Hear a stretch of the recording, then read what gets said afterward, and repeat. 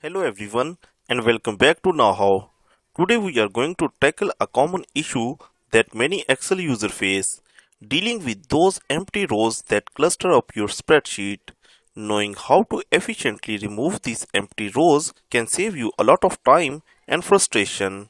So in this tutorial, I am going to show you a simple and effective method to quickly delete those empty rows in Excel.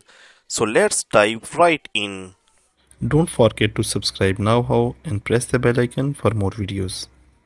So this is the data and you can see that we have different empty rows in this data that are creating trouble, and we want to remove these empty rows in a very quick and efficient manner.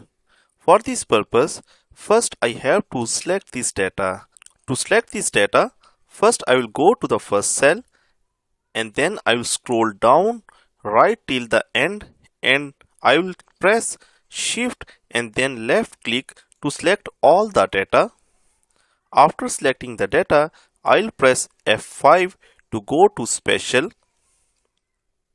When you will press F5, this dialog box will open, and here I will go to the special. In this list, I will check the blanks and then I will press OK. So you can see that all the empty rows are selected. After this, I will right click them and select the delete, and here you can see various options for the delete. I will select the shift the cell up and then press OK. So now you can see that all the empty rows are deleted in a single step. And there you have it, a quick and easy way to delete empty rows in Excel. This is a valuable skill for anyone working with spreadsheet, whether it's for school, work or personal projects.